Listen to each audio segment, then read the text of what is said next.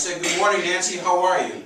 She said, "You know, it's been a tough day, but I'm doing okay, thank you for asking." And then we had our business and we went on.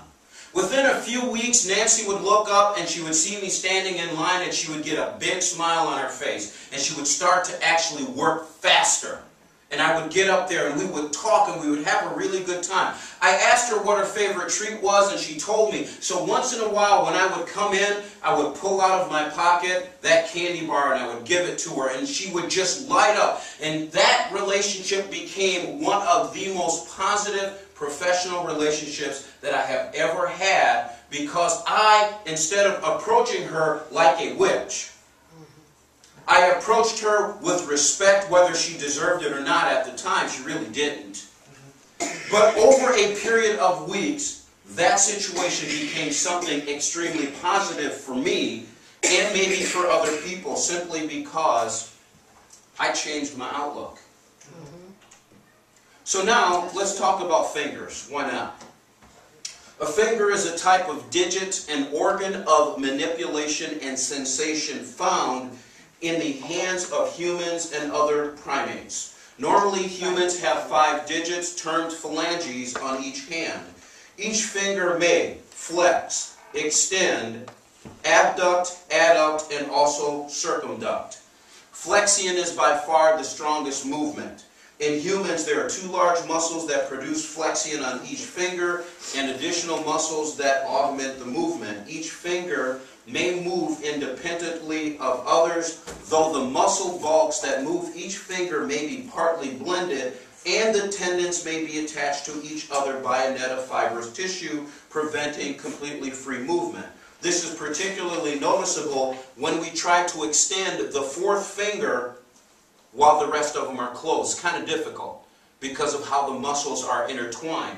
The fingertips possess the 2nd highest concentration of touch receptors, thermoreceptors among all the areas of the human skin, making them extremely sensitive to temperature, pressure, vibration, texture, and moisture.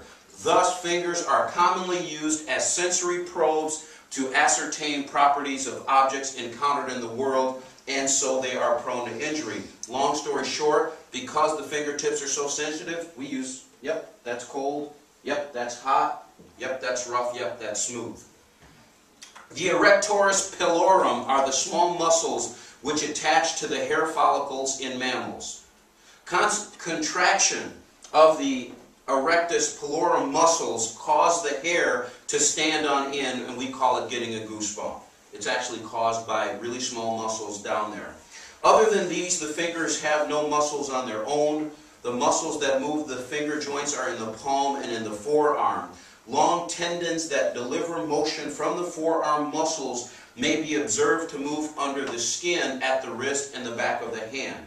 Fingers are usually moved under conscious control. In humans, they are used to hold or grasp, to release, to reach, to point, and to stabilize. They are also used in signaling, as in wearing a wedding ring, finger counting, or when communicating in sign language. I know what you're thinking. So what? It's interesting to me that just like normal circumstances present normal people with 5 fingers, there are 5 things that affect how we see and respond to the things and to the people around us. Everything filters through these 5 things, and they are our perceptions, our opinions, our agendas, our expectations, and last but not least, our feelings. Those are the 5 things through which we see everything around us. Few of us have ever seen the world as it is. We see it based on how it comes to us through my position before it got to me. What's my opinion? What's my perception? What's my agenda? What's my expectation? And what are my feelings? Everything I see, every person that I see, and every circumstance that I encounter comes to me through me, not as it is. It's really not based on the issue or the event. What reaches my soul gets to me after it passes through my fingers. This becomes important when it comes to how we view other people. The Bible says, by this shall we know that the world will know that we're His disciples, by the love we have one to another. The problem is that people are usually good, bad, wonderful, amazing, attractive, or ugly based on how we see them through our own filters. That's right. That's right. Amen. That's good.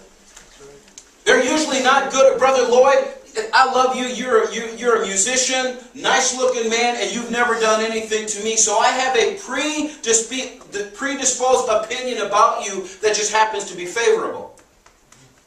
So when I look at you, I'm automatically thinking favorable things because of my experiences. But there are certain people that remind me of certain other things, and before they even get a chance, there are ways that we approach people not based on who or what they are, Brother Phil, but it's because of this. What's my perception? Proverbs 17:15 says, He that justifieth the wicked and he that condemneth the just, even they both are an abomination to the Lord. How can this be? Well, it's simple. What we judge people is based on how we felt about them to begin with. That is one of the hiccups in politics. We support the people who do what we identify as best for us, not necessarily based on an objective standard of right and wrong. That's right. I will vote for you if you do. Politicians, Brother Dahl, we know, they get behind closed doors. You know this bill is a bad idea. But if you'll give my district a couple of $100 million, I'll vote for it anyway. Why? Because it's based on my agenda. My concern is that our positions on people can affect what we hear from God about them and their situations. What we hear from God about others and their circumstances can be based on how we felt about the matters before we prayed about it. I want to say it again. There are times when what we hear from God about somebody and their situation is based on what we felt before we prayed and not about what God really said.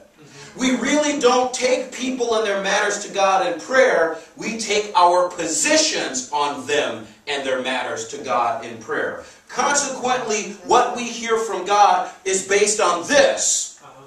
The elements that make up our position and not necessarily from God. Oh, God, deliver them from their oppression that we've projected. Oh, sweet Jesus, brother or sister so-and-so, they really need deliverance. Do they? Or do they just need you to be compassionate and understanding? What concerns me so much is no matter how spiritual we think or how spiritual we are, some of what we hear from God as it relates to other people has nothing to do with God and everything to do with us. We say, I heard this in prayer, and God's saying, but I didn't say it. God's saying, you may have heard it in prayer, I didn't say it.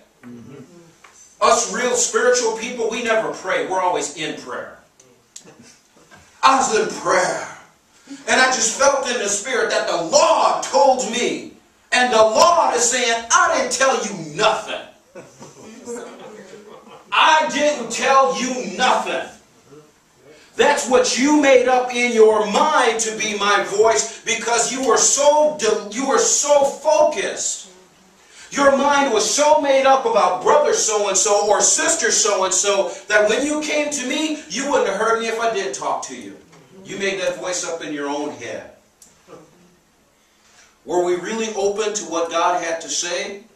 Or were we in a position to channel any and everything we heard to fit how we went to the situation to begin with?